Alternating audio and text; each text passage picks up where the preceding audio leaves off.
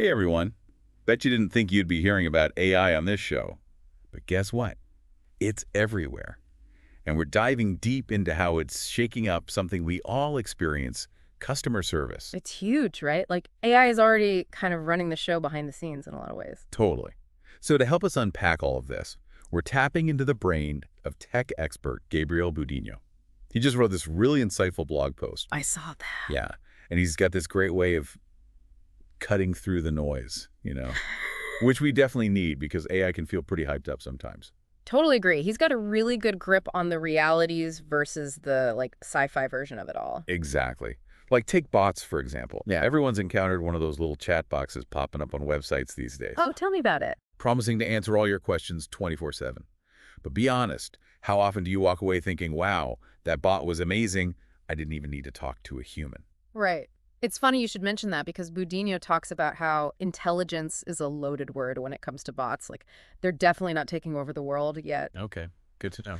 He says they're really good at what he calls predictable tasks, like if you need an answer from an FAQ page, that kind of thing, or pulling up your order info, basically stuff that follows a script. And in our world where we want everything instantly, that speed is super appealing. Makes sense. The other day, I was trying to switch my seat on a flight, and the airline's little chatbot thingy had me sorted out in like 60 seconds. Way faster than calling and waiting on hold forever. Exactly. That's where Budiño says bots really shine taking care of those quick transactional things. And honestly, that frees up human agents to deal with the really hairy, complicated stuff, the things that actually need, a human touch. Yeah, I guess it's all about finding that balance, right? Where bots make things easier, but we're not losing that human element entirely. 100%. And Budiño uses this really great analogy in his post. He compares it to a restaurant. Okay, I'm intrigued. I love a good food metaphor. So think of it this way. You've got the line cooks, right? They're like the bots, super efficient at those repetitive tasks, chopping, prepping. But then you've got the head chef, the human, who brings the creativity and experience and intuition to elevate it all. I love that. You need both to make the magic happen.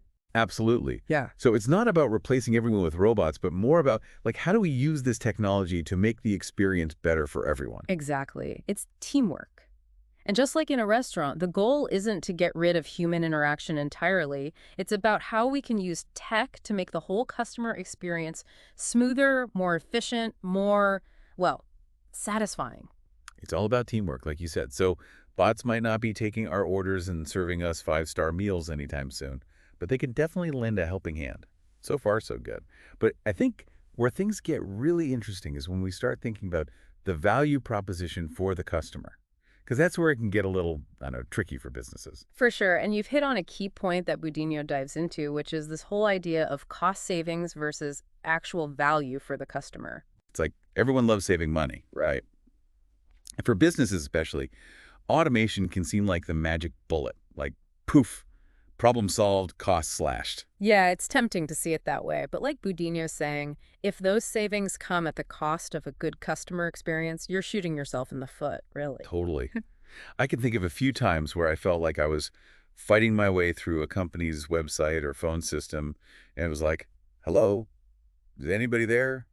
I just want to give you my money. The worst. And that frustration, that's exactly what Budiño's warning against. It's not enough to just throw some tech at the problem and hope for the best. Right. There's got to be a strategy. Exactly. It's about really thinking through how can these tools actually improve our customers' lives, make things easier, smoother, better. It's not about making it easier for the business. Well, it can be, but it shouldn't be at the expense of the customer, right? Totally. It's like that fine print you never read, but it comes back to bite you. Exactly.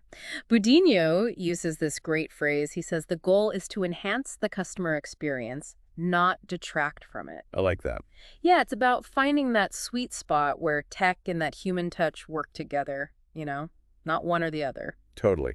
And this is making me think about another area where AI is popping up more and more, facial recognition. Oh, yeah, that's a whole other can of worms. Right. Like on the one hand, it's kind of cool. Imagine walking into your favorite store and they already know your name, what you like, maybe even have recommendations ready for you. It's like they've been reading your mind. Right.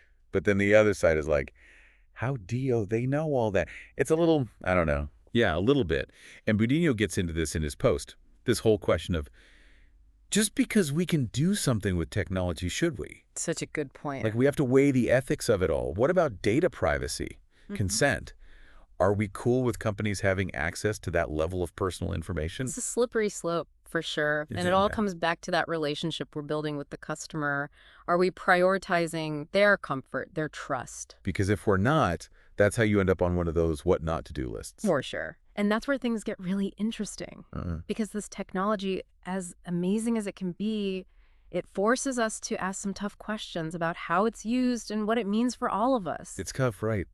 Because it does feel like we're stepping into uncharted territory in a lot of ways. Like, where do we draw the line? And whose line is it anyway? It's not like there's this rule book for navigating this stuff, which honestly is what makes Budiño's take on it so refreshing. Yeah. What is his take? Because he does seem to be approaching this from a different angle than just like AI good or bad. Exactly. It's way more nuanced than that. And he actually frames it in a really interesting way. He says it all comes back to this question of what kind of customer relationship are we trying to build? Hmm. I like that. Like, are we using these tools to create deeper, more meaningful connections? Or are we so caught up in the efficiency and the data that we lose sight of the human element? Because that's what it's all about, right? Connection. Otherwise, it's just a transaction. Exactly. And I think for businesses, that's a really crucial thing to remember. Well, and on the customer side of things, are we okay with sacrificing some level of privacy for that convenience? Because it does feel like a bit of a trade-off sometimes. It's a slippery slope. And it's so easy to get caught up in the, ooh, shiny new tech without thinking about the long-term implications. And I feel like a lot of these companies, they're counting on us not thinking about it. Like, they're 3 steps ahead, you know? Totally. And Budino talks about this too. He says it's up to us as consumers to be more mindful, to ask those tough questions, to really understand what we're signing up for when we interact with these systems. Because ignorance is not bliss when it comes to your data. For sure. And the more we understand, the better equipped we are to advocate for ourselves and the kind of experiences we want to have. Exactly. It's not about being anti-technology. Mm. It's about being pro-human. I love that. Yeah. Like, how do we use these incredible advancements in a way that actually elevates our humanity, that makes our lives richer, more meaningful? That's the real question. And I think we can all agree a question worth pondering. So as always, thanks for diving deep with us. And until next time.